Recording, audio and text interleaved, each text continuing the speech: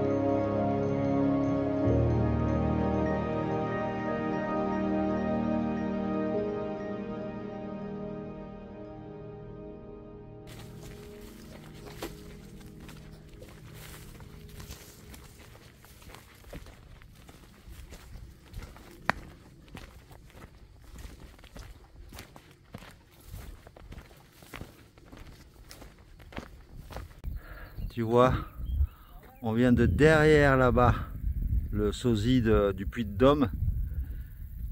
On est monté tout ça. Et du coup là on est en haut de la première montée. Et on a une vue sur une nouvelle vallée qui a l'air magnifique. Après une petite descente de 50 mètres, nous voilà arrivés à Castello di Cassola. Avec une sorte de château justement au milieu.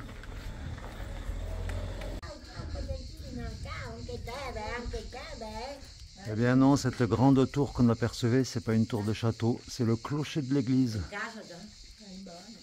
Mais malheureusement, elle est fermée.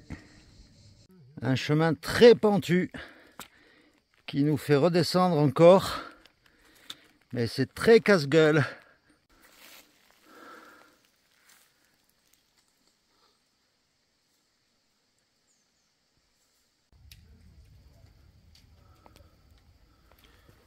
Voilà, on continue notre montée après une descente.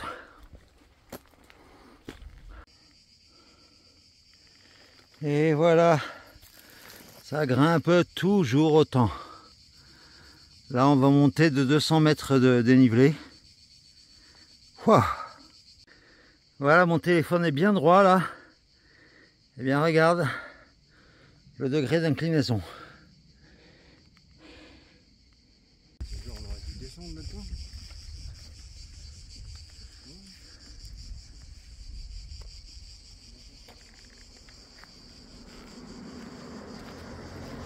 Nous voilà arrivés enfin à Cassio. C'est le village où il y est censé y avoir une épicerie. Parce que depuis que nous sommes partis hier de Tonorlvo, d'Ifaro, d'Itaro, il n'y avait aucune épicerie sur le chemin. Fornovo. Donc là, Fornovo, Fornovo, exactement, merci Sophie. Voilà devant ce fragment de magnifique vue, arrivé à Caccio, eh bien on se pose pour manger et pour boire un coup parce que on a trop faim. Oh là là, ben voilà, nous sommes arrivés à Berceto, c'est ça, Berceto, et on est exténué. On est passé par la route en fait pour rejoindre Berceto parce que c'était le chemin le plus rapide. Et le problème c'est que on n'avait vraiment plus rien à manger pour... Putain là, excusez-moi, mais il y a des araignées, il y a des fourmis, elles sont immenses comme ça ici. Bon ben excuse-moi parce que là j'étais envahi par des fourmis, je te dis, je te mens pas, elles font au moins 3 cm de long. Et donc voilà, tout ça pour te dire que voilà, on est posé à Berceto.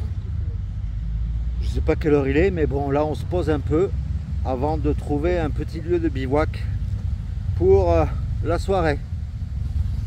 Merci de ton attention et de ta compréhension.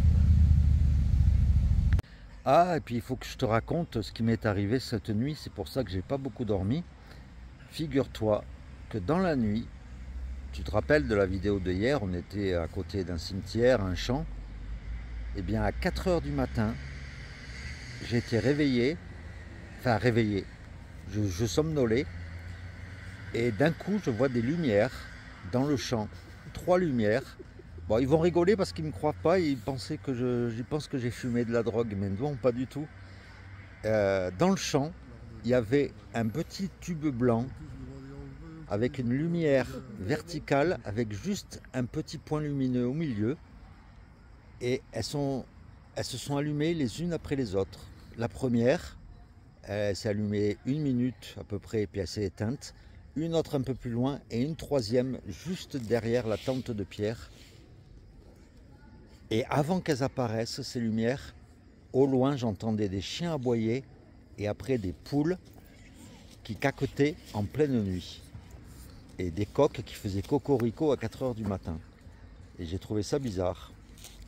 Et je suis allé voir aux endroits où j'ai vu les lumières ce matin, au cas où ça serait un système qui serait dans le sol. Eh bien, j'ai rien vu du tout. Donc, est-ce que c'est une expression de extraterrestre ou quoi? J'y crois, mais ça me paraît bizarre, mais j'ai aucune explication sur ces lumières.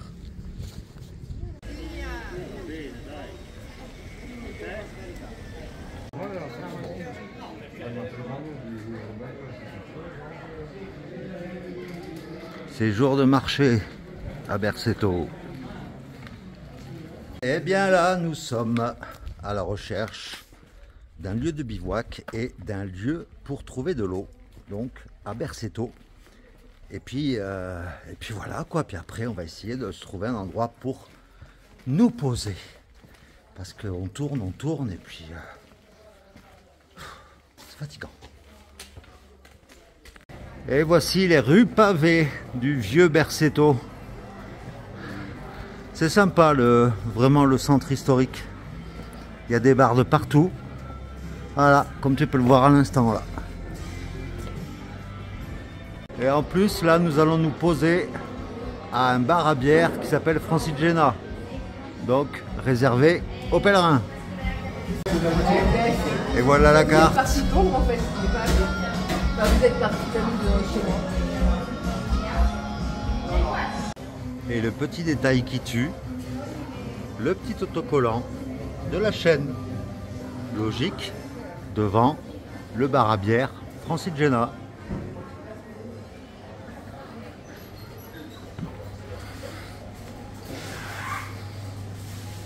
Voilà, je viens de coller un autocollant devant l'entrée du bar Francigena. Logique? Hein? Logique? Voilà. Regarde un peu la vue que l'on a sur les montagnes. eh bien c'est là qu'on a décidé de planter notre tente. Car en effet, on est arrivé à côté d'une aire de camping-car qui est juste à côté, où il y a des douches, toilettes, électricité. Et on a vu en arrivant ici que ce terrain était privé, puisque c'est un verger avec des prunes et des pommes. Et on a demandé au propriétaire qui est juste en face si on pouvait planter notre tente pour ce soir. Et il a accepté. Donc voilà, on va s'installer juste ici. C'est cool, non? Bon, ben, désolé parce que hier soir, eh bien, il n'y avait plus de luminosité. J'avais la flemme, j'étais claqué. J'avais la flemme de sortir ma lampe frontale. Donc, je te fais ma conclusion ce matin au réveil. Ah, ça ne pose pas de problème pour toi?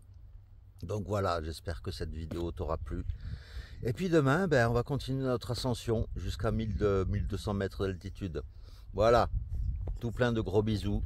Pierre et Sophie se joignent à moi. Et puis à demain pour de nouvelles aventures. Ciao!